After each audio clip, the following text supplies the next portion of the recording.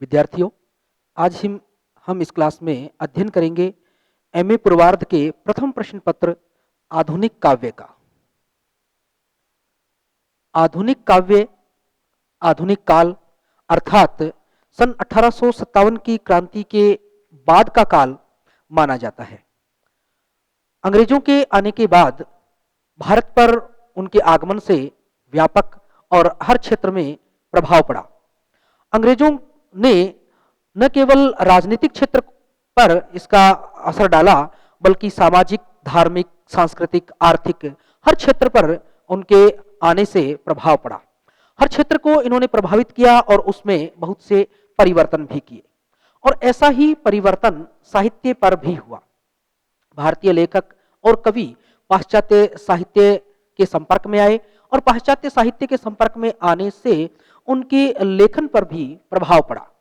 नई नई लेखन गद्य विधाओं की शुरुआत हिंदी साहित्य में हुई, और इसका सबसे बड़ा प्रभाव वो था गद्य लेखन का आविर्भाव होना।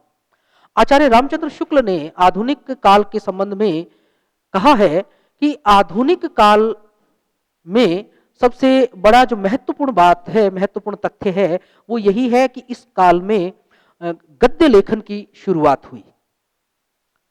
आधुनिक काल में भारतेंदु हरिश्चंद्र, जो कि आधुनिक काल के प्रणेता माने जाते हैं, उन्होंने इस काल में हर विधा में अपनी लेखनी चलाई और अपने छोटे से जीवन काल में हिंदी की इतनी सेवा की कि उनका नाम न केवल हिंदी जगत बल्कि संपूर्ण संसार में अमर हो गया।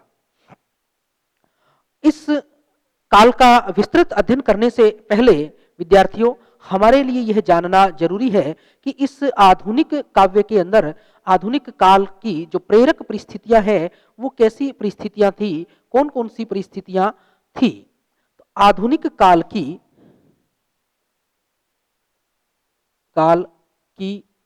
प्रेरक परिस्थितियां, आधुनिक काल की प्रेरक परिस्थितियों को अलग अलग वर्गों में बांटकर अध्ययन करना ज्यादा सुविधाजनक है, जिसमें सबसे पहला है सामाजिक परिस्थिति। सामाजिक परिस्थितियां, अंग्रेजों के आगमन से भारतीय समाज पर व्यापक प्रभाव पड़ा। उन्होंने केवल हमारे समाज में इतना प्रभाव नहीं डाला कि उन्होंने राजनीति को प्रभावित किया, बल्कि समाज के हर क्षेत्र को प्रभावित किया, और उसके कुछ प्रभाव प्रतिकूल थे, कुछ अनुकूल थे। हमारी परंपराएं, हमारे रीति रिवाज, हमारी जो जुड़ी हुई हमसे चीजें थी, जो हमारे जीवन का शैली का एक हिस्सा था, उस पर कई प्रभाव पड़े। हमारे ज्ञान में कुछ विकास हुआ, नए नए आविष्कार आए, नई नई चीजों से हम मुखातिब हुए, नई चीजों को जाना, समझा और उन्हें अपनाना भी शुरू किया। और इसी के साथ कुछ जो हमारी पुरानी परंपराएं थी, उन परंपराओं पर जब उनके द्वारा प्रहार हुआ तो वो हमारे लिए थोड़ा सा कष्टदायक था, क्योंकि हम भारतीय समाज वो परंपराओं को नहीं छोड़ना चाह रहा था। तो यहाँ कुछ अनुकूल और प्रतिकूल प्रभाव थे, लेकिन इसमें जो एक अच्छा काम इस प्रभाव का हुआ वो ये था कि जो सड़ी गली परंपराएं थी, जो अंधविश्वास था, जो अनैतिक आचरण या अनैतिक परंपराएं समाज में व्याप्त थी, उन पर उनका कड़ा विरोध हुआ, उन पर प्रहार हुआ और उनमें परिवर्तन की एक शुरुआत यही इसी काल से मानी जाती है। दूसरी है धार्मिक परिस्थितियां। धार्मिक परिस्थितियां, अंग्रेजों ने धर्म को भी प्रभावित किया। अंग्रेजों के आने से पूर्व चूंकि इस्लाम था वो अपने चरमोत्कर्ष पर था। औरंगजेब की मृत्यु के बाद यूं तो मुगल साम्राज्य था वो पतन की ओर तेजी से बढ़ रहा था, लेकिन फिर भी वो पतन की ओर जाते हुए भी भारतीय जनमानस को कहीं ना कहीं प्रभावित कर रहा था और उन्हें या तो धर्म परिवर्तन के लिए मजबूर कर रहा था।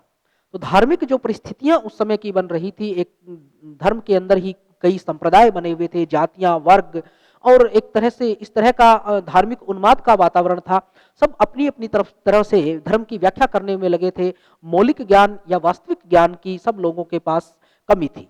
धर्म की व्याख्या इसी आधार पर की जाती थी कि जो व्याख्या उनके हित को अधिक से अधिक, जल्दी से जल्दी, सुगमता से साध सके, वही धर्म की व्याख्या उन लोगों के लिए श्रेष्ठ और अच्छी व्याख्या कही जा सकती थी। ऐसे समय में अंग्रेजों का आगमन और जो परिवर्तन हुआ, या जिस चीज ने, जिन प्रवृत्तियों ने, जिस तरह के धार्मिक आचरण ने लेखकों और कवियों को प्रभावित किया, वो यही था कि एक तो धार्मिक उन्माद, एक सांप्रदायिकता की भावना लोगों के अंदर, और अज्ञानता थी, वो सारी मिलके उन्होंने लेखकों को झकझोरा। उन्होंने कुछ परिस्थितियां ऐसी तैयार की कि आधुनिक काल का आविर्भाव होना निश्चित था, एक नया परिवर्तन आना साहित्य के अंदर भी निश्चित हो गया था। तीसरा है आर्थिक परिस्थितियां। आर्थिक परिस्थितियां, आधुनिक काल के अंदर आर्थिक परिस्थितियों का भी अहम रोल था। अंग्रेज आए, अंग्रेजों ने भारतीयों को हर तरह से लूटा, और इस लूट का नतीजा ये था कि भारत, जो कभी सोने की चिड़िया था, एक अत्यंत गरीब देश बन गया। उस लूट से यहाँ के उद्योग धंधों को, कुटीर उद्योगों को, दूसरी चीजों को नष्ट कर दिया गया पूरी तरह से, और लोग एकदम से कंगाल हो गए। लेकिन दूसरी चीज ये रही कि अंग्रेजों के आने से कई आधुनिक चीजें भारत में आई, आधुनिकता से भारतीयों का परिचय हुआ, जैसे रेलवे आई और रेलवे का विकास हुआ, दूसरा कल कारखानों का भी विकास हुआ, और दूसरी कई चीजें भारत में आई। प्रेस, जो समाचार पत्र है, वो छपने शुरू हुए, पुस्तकें छपनी हुई शुरू हुई, शिक्षा आगे बढ़ी, तो इनके माध्यम से लोगों को नए रोजगार भी मिलने शुरू हुए। एक तरफ जहां आर्थिक जो चीजें थी, वो आर्थिक संसाधन थे, वो हमारे पास कम होते जा रहे थे, दूसरी तरफ नए संसाधन हमारे पास विकसित होते जा रहे थे। लेकिन इन सब के बीच, इस आर्थिक परिस्थिति में लोग गरीब ज्यादा हो रहे थे, लेकिन लेखक और कवि वो इनसे प्रभावित थे, क्योंकि उनके लिए सीखने के लिए भी कुछ था, और लिखने के लिए भी बहुत कुछ जो सामग्री थी वो उपलब्ध हो रही थी। और इसलिए आर्थिक परिस्थितियां जो बनी, वो इस गद्य लेखन या गद्य काल, आधुनिक काल के आविर्भाव में, उसको उत्पन्न करने में अपनी भूमिका निभा रहा था। अगली है राजनीतिक परिस्थिति। राजनीतिक परिस्थिति, राजनीति के क्षेत्र में कहना ना होगा कि अंग्रेजों ने ही मुगलों का पतन किया। प्लासी का युद्ध और बक्सर के युद्ध में जीत हासिल करके अंग्रेजों ने भारत के एक व्यापक क्षेत्र पर अपना अधिकार स्थापित कर लिया, और उस अधिकार स्थापन के बाद धीरे धीरे उन्होंने लगभग संपूर्ण भारत को अपने कब्जे में ले लिया। और यहाँ से जब प्लासी का युद्ध और बक्सर का युद्ध उन्होंने जीत लिया, उन्हीं दो जीतों के साथ ही उनका राजनीतिक जीवन है वो परवान चढ़ने लग गया। उन्होंने भारत के व्यापक भूभाग पर तो कब्जा किया ही किया, साथ में उस कब्जे के साथ ही हर तरह से भारत का शोषण भी किया जाने लगा, सामाजिक स्तर पर भी, आर्थिक स्तर पर भी, और यहाँ तक कि राजनीतिक स्तर पर भी। क्योंकि राजाओं, जो भारत में जो राजतंत्र था, उस राजतंत्र को उन्होंने अपने कैद में इस तरह से ले लिया कि राजा होते हुए भी वे उन अंग्रेजों के गुलाम थे। यहां उन्होंने शोषण की एक नई परिभाषा गढ़ दी कि शोषण इस तरह से किया जा रहा है कि उन राजाओं को पता भी न चले कि उनका शोषण किया जा रहा है, और जो भी, जिस किसी को भी इस तरह से उसका विरोध करने की किसी में हिम्मत ना हो, विरोध कोई करने की सोचे भी, तो उसे बड़ी सख्ती के साथ दबा दिया जाए। तो शासन पर भी उनका अधिकार हो गया, आर्थिक संसाधनों पर उनका अधिकार हो गया, और अपनी जो आधुनिक शिक्षा थी उसके द्वारा भी उन्होंने समाज पे, शिक्षा पे, संस्कृति पे के ऊपर अधिकार कर लिया। तो ये सारी परिस्थितियां कुल मिलाकर एक काम किया इन्होंने, आर्थिक नए युग के निर्माण का, नए युग को तैयार करने का कार्य किया।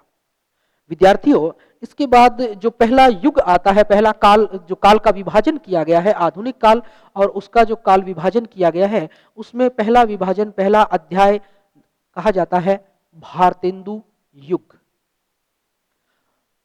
भारतेंदु हरिश्चंद्र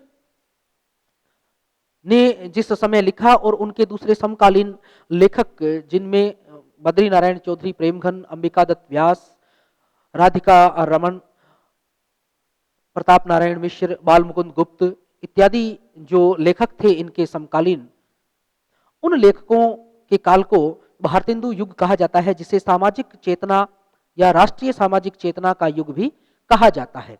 इस काल की कुछ अपनी विशेषताएं थी, ये अपनी कुछ विशेषताएं लिए हुए है। इस काल की जो विशेषता है, उन विशेषताओं में सबसे पहले है राष्ट्रीयता एवं देश प्रेम। इस काल के काव्य के अंदर, इस काल के गद्य के अंदर हमें राष्ट्रीयता का भाव मिलता है। राष्ट्रीयता और देशभक्ति की भावना गहरे से दिखाई देती है। बलिया के मेले में स्वयं भारतेंदु हरिश्चंद्र ने हिंदी की उन्नति की बात कही है, हिंदी भाषा की उन्नति और हिंदी भाषा के लिए प्रेम की बात को स्वीकार किया है। और न केवल स्वीकार किया है, बल्कि सब लोगों से आह्वान भी किया है कि जब तक हम हिंदी को नहीं अपनाएंगे, इसे विकसित नहीं करेंगे, तब तक हमें किसी भी तरह से अपने आत्मसंतुष्टि, आत्म विकास का अवसर नहीं मिल सकता। बाकी सब चीजों को उन्होंने स्वीकार किया है, लेकिन अपनी भाषा की उन्नति अगर नहीं हो रही है तो वो किसी भी तरह से स्वीकार्य नहीं है।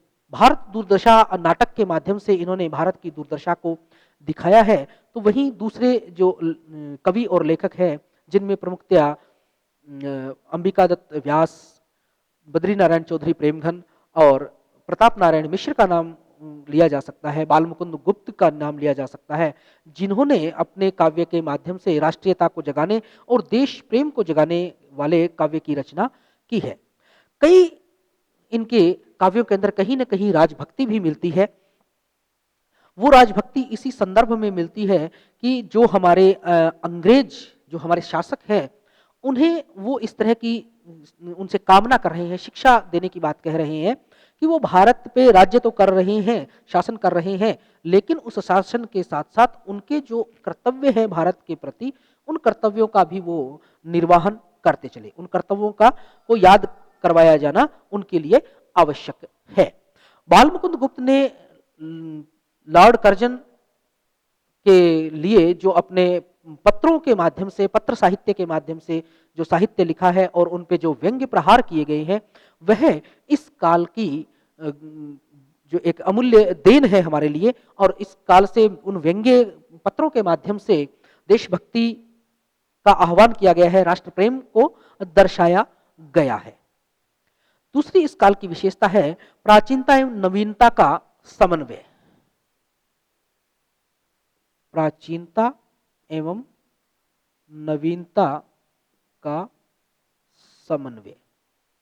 इस काल की विशेषता प्राचीनता और नवीनता, अर्थात वो उस काल का कवि, उस काल का लेखक है, वो अपने प्राचीन जीवन मूल्यों को छोड़ना नहीं चाहता है, वो उन परंपराओं से मुख नहीं मोड़ना चाहता है जो उसके पूर्वजों की देन है, जिसके कारण भारत विश्व गुरु कहलाया है। वो उसके आदर्श, वो नैतिक मूल्य, जिन्हें छोड़ने की बात वो कभी नहीं करता है।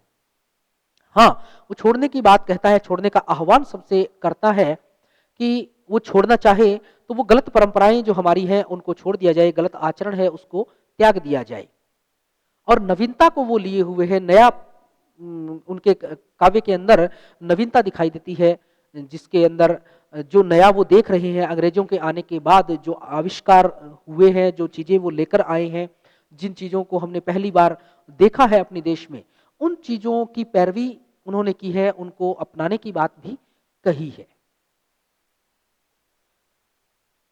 अगली इस काल की विशेषता है प्रकृति का उद्दीपन रूप।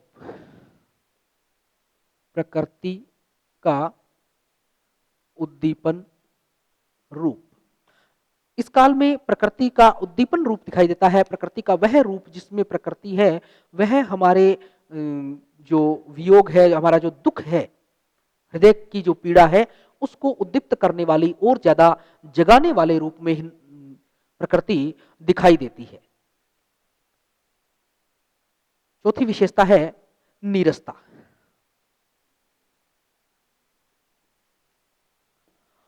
भारतेंदु युग की एक अन्य विशेषता है नीरसता। नीरसता इस काव्य में शायद आलोचकों का ये मानना है कि शायद नीरसता इसलिए आ गई है क्योंकि ये काल है वो आधुनिक हिंदी का या खड़ी बोली हिंदी का एकदम नई शुरुआत है। और इस काल में हिंदी पूरी तरह से विकसित नहीं हो पाई थी और उसमें से भावों को उस तरह से व्यक्त नहीं किया जा सका शायद जिस तरह से कि उसके बाद के काल में द्विवेदी युग में, छायावादी युग में जितना भाव सौंदर्य उत्कृष्ट रूप हिंदी का निखर कर सामने आया, वैसा रूप इसमें सामने नहीं आया होगा।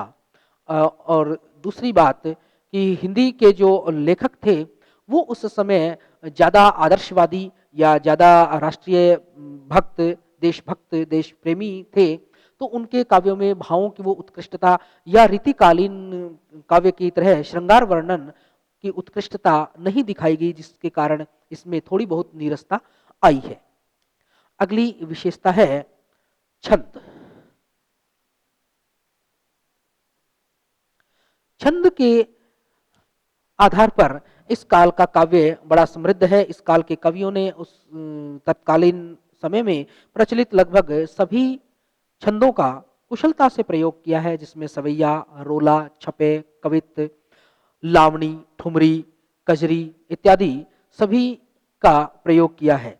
इसी के साथ इसमें कहरवा, खेमटा और चेती, होली इत्यादि छंदों का भी विरह लोक छंद है जो एक लावणी, उन सभी का सुंदर प्रयोग इस काल में हमें देखने को मिलता है। तो इस काल में छंदों के आधार पे देखें या अलंकारों के आधार पे देखें तो विविधता हमें दिखाई देती है और समृद्धि भी इस काल के काव्य में मिलती है। विद्यार्थियों, अगला आधुनिक काल के अंदर जिस काल की चर्चा हम करेंगे अभी, वो है द्विवेदी युग। आचार्य महावीर प्रसाद द्विवेदी ने सन 1903 में सरस्वती पत्रिका का संपादन संभाला। वो अपने आप में बड़े ज्ञानी, प्रखर पंडित, एक अर्थशास्त्री, चिंतक, दार्शनिक सभी कुछ थे, बहुमुखी प्रतिभा के धनी थे और 1903 से ही पत्रिका का संपादन संभालने से लेकर 1920 तक, जब तक उन्होंने वह संपादन किया, उस काल तक उन्होंने हिंदी को समृद्ध किया, उसे परिष्कृत किया, प्रांजल किया, व्याकरण और वर्तनी के नियमों को स्थिर किया और जितनी भी रचनाएं उनके पास प्रकाशन के लिए आती थी, उनमें वह लेखकों और कवियों को हर तरह से सुझाव देते थे, हर तरह से अपने लेखन में सुधारने के लिए उनको प्रेरित करते थे और जहाँ कमियां होती थी वहाँ उन कमियों को वो निकालते भी थे। उन कमियों को दूर करने के लिए हर संभव प्रयास द्विवेदी जी के द्वारा किया जाता था और शायद यही कारण था कि एक सम्मान देने के लिए उनको इस काल का नाम भी द्विवेदी युग रख दिया गया। इस काल की प्रमुख विशेषता है राष्ट्र प्रेम का स्वर। राष्ट्र प्रेम का स्वर। द्विवेदी युग में भी राष्ट्र प्रेम का स्वर प्रमुखता से आया है, क्योंकि उस समय देश का जो राजनीतिक वातावरण था वो इसी तरह का था। आवश्यकता थी कि कवि और लेखक अपनी जिम्मेदारियों को संभालें और अपनी जिम्मेदारियों को संभालते हुए वो यह करें कि अपनी कलम के माध्यम से, अपनी कविताओं के माध्यम से लोगों में राष्ट्रभक्ति को जगाने का कार्य करें। मैथिली शरण गुप्त की भारत भारती इस बारे में बहुत ज़्यादा प्रसिद्ध है कि भारत भारती की रचना से वो राष्ट्र कवि भी कहलाए और राष्ट्र कवि के साथ साथ ही लोगों में राष्ट्रीय भावना को जगाने में वो बड़े सफल रहे। इस काल में स्वयं महावीर प्रसाद द्विवेदी, मैथिली शरण गुप्त और अन्य जो कवि और लेखक जयशंकर प्रसाद है या निराला है, मुख्य रूप से ये बाल मुकुंद गुप्त ने भी इस काल में रचनाएं की है। तो ये सारे लेखक जिनका प्रमुखता से नाम लिया जाता है, उन्होंने राष्ट्र प्रेम को जगाने के लिए, लोगों को जागृत करने के लिए, क्योंकि इस काल तक आते आते भारतीय लोगों में यह बात स्पष्ट हो गई थी कि अंग्रेज किसी भी तरह से उनका भला नहीं चाहते हैं। इसलिए राष्ट्रीयता को जगाने के लिए, देश को स्वतंत्र कराने के लिए उन्हें आवश्यक है कि वो जनमत तैयार करें और जनमत तैयार करने का एक सबसे सशक्त तरीका है, वो है कलम। और कलम के माध्यम से, अपने लेखन के माध्यम से, कविताओं के माध्यम से इन लेखकों, कवियों ने उस काम को बखूबी किया भी। अगली विशेषता है इस काल की नारी के प्रति दृष्टिकोण। नारी के प्रति दृष्टिकोण। इस काल में कवियों का नारी के प्रति कोमलता का भाव रहा है। यूँ तो भारतीय समाज में नारी हमेशा ही पूजनीय रही है कि नारी की हमेशा पूजा की जाती है। यत्र नार्यस्तु पूज्यन्ते रमन्ते तत्र देवता की उक्ति भारत में हमेशा ही रही है और वो चरितार्थ भी होती है और हर काल में उसका सम्मान किया जाता रहा है। लेकिन मध्यकाल में जहाँ उसके सम्मान में कुछ गिरावट आई, आधुनिक काल के कवियों और लेखकों ने उस सम्मान को फिर से देने की बात सोची और उस सम्मान को देने के लिए उन्होंने वो प्रयास भी अपने काव्य के माध्यम से किया। नारी तुम केवल श्रद्धा हो विश्वास रजत नग पगतल में, सदा पीयूष स्रोत सी बहा करो सुंदर जीवन के सुंदर समतल में। जयशंकर प्रसाद का ये कथन भारतीय नारी के लिए एकदम सटीक और सही है और इसी तरह का कोमलता का, आदर का, सम्मान का भाव विशेष जो प्रिय आदरणीय दृष्टिकोण है वो भारतीय लेखकों का, कवियों का नारी के प्रति रहा है और वो दृष्टिकोण हमें द्विवेदी युग के काव्य में मिलता भी है। अगली विशेषता है इस युग की सामाजिक सुधार की भावना। सामाजिक सुधार की भावना। इस काल के कवियों में सामाजिक सुधार की भी भावना दिखाई देती है। स्वयं महावीर प्रसाद द्विवेदी ने स्त्री शिक्षा के प्रति कुतर्कों का खंडन महिला मोद नाम की अपनी पुस्तक के अंदर इस तरह का एक लेख प्रकाशित किया था और अन्य अन्य कुछ दूसरे भी लेख थे। मैथिली शरण गुप्त ने भी न सिर्फ कवि कर्म ही होना चाहिए इस बात को बड़ी विस्तृत अपने काव्य में स्थान दिया कि कवि का कार्य केवल कविता करना ही नहीं होना चाहिए बल्कि सामाजिकता का, समाज की भलाई का भी उसमें कुछ मर्म होना चाहिए, समाज की भलाई भी उसमें निहित होनी चाहिए उनके काव्य में। और इसी तरह से बाल मुकुंद गुप्त के जो कच्चे चिट्ठे हैं वो लॉर्ड कर्जन के लिए बालकृष्ण भट्ट और बाल मुकुंद गुप्त इन दोनों ने जो अपने लेख लिखे हैं लॉर्ड कर्जन से संबंधित और शिव शंभू के चिट्ठे नाम से बालकृष्ण भट्ट ने जो लिखा है साहित्य ललित निबंध अपने, उन सब के माध्यम से समाज सुधार की ही बात सामने आती है। धार्मिक भावनाओं में परिवर्तन। धार्मिक भावनाओं में परिवर्तन। धार्मिक भावनाओं में परिवर्तन मिलता है इस काल के अंदर कि धार्मिक भावनाओं में परिवर्तन आया है। लोगों में धर्म के प्रति अपने विचार बदले हैं और उन बदले हुए विचारों का प्रभाव है वह समाज के ऊपर पड़ा है, वह इन कवियों और लेखकों के ऊपर भी प्रभाव है वो इंगित हुआ है और जिसका प्रभाव का रूप हम काव्य के अंदर देख सकते हैं कि धर्म के प्रति, सभी धर्मों के प्रति एक समन्वय बनाने का, सभी धर्मों के प्रति सद्भाव, सहिष्णुता का भाव हिंदी काव्य के अंदर और विशेषतः द्विवेदी काल में मिलता है। अगली विशेषता है प्रकृति चित्रण। प्रकृति चित्रण।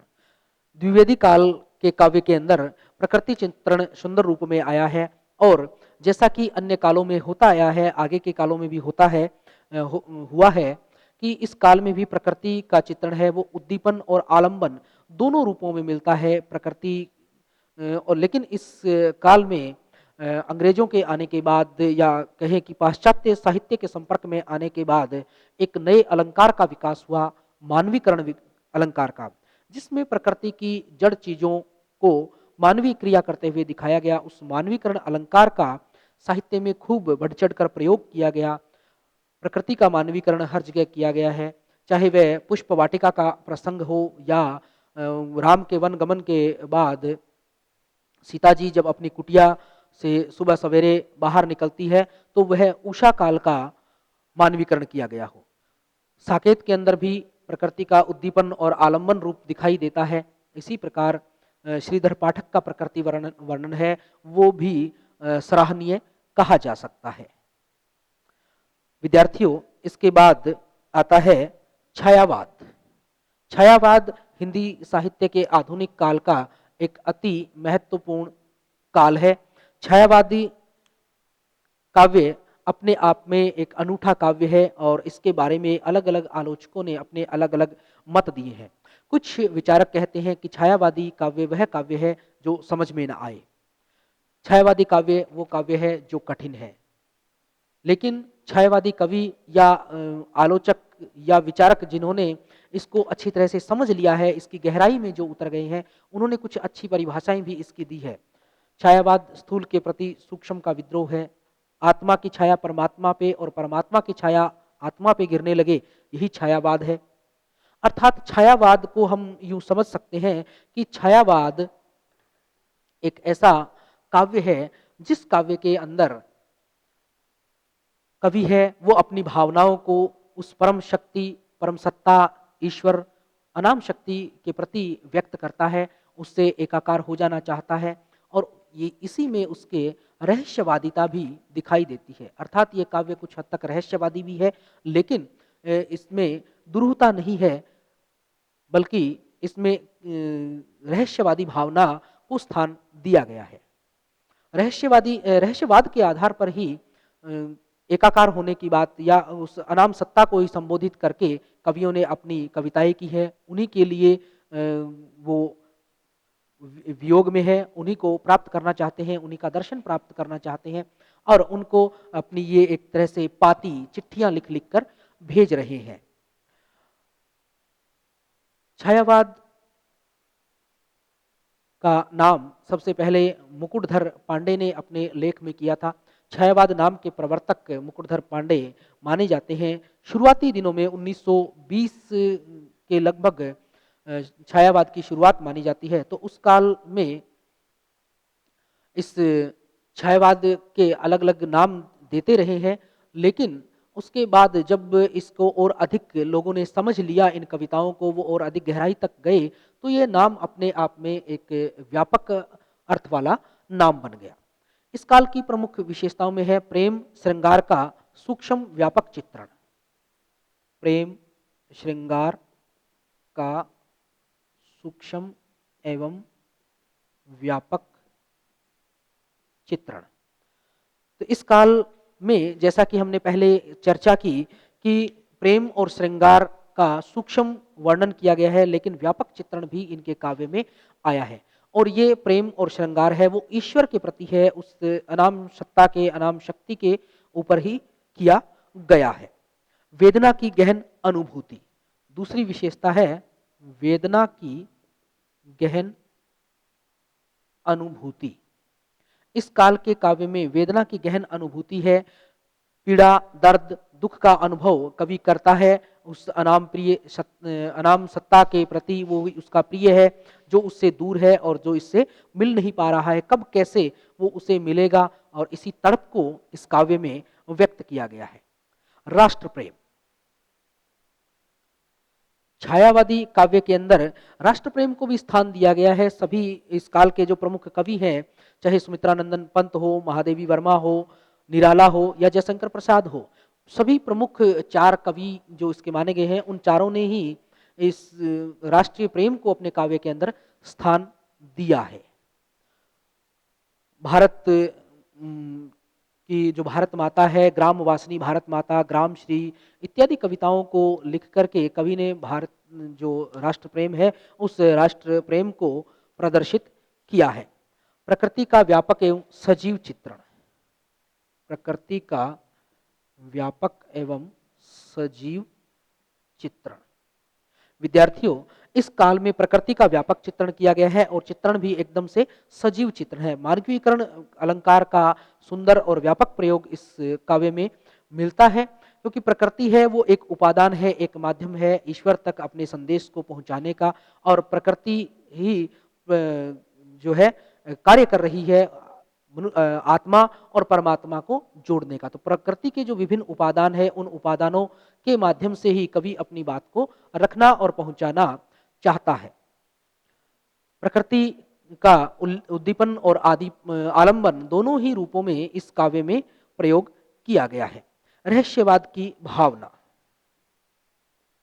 रहस्यवाद की भावना।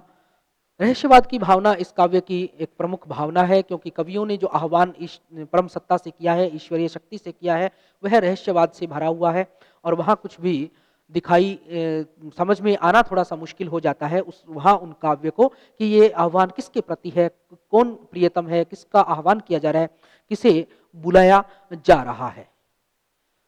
सजीव सूक्ष्म भाषा, भाषा की बात करें तो भाषा है वह सजीव है और सूक्ष्मता लिए हुए है। हर चीज को बड़ी सूक्ष्मता से, गहराई से, नपे-तुले शब्दों से प्रयोग किया गया है। और दूसरा, इसमें तत्सम शब्दावली की बहुलता भी दिखाई देती है। नव छंद, नए छंदों का इस काल में प्रयोग किया गया है। आंसू, आनंद, पदाकुलक इत्यादि नए छंद इस काल में आए हैं। नए नए अलंकारों का भी इस काल में प्रयोग किया गया है। मानवीकरण है, ध्वन्यार्थ, व्यंजना, विशेषण, विपर्य इत्यादि अलंकार इस काल की नई देन है। प्रतीकात्मकता इस काव्य की अपनी एक अलग विशेषता है। प्रतीकों का बहुतायत से प्रयोग इस काल के बाद ही हुआ। विद्यार्थियों, ये तो था आधुनिक काल में भारतेंदु युग, द्विवेदी युग और छायावादी युग। अगली क्लास में कुछ नए विषयों के साथ हम फिर अध्ययन करेंगे। धन्यवाद।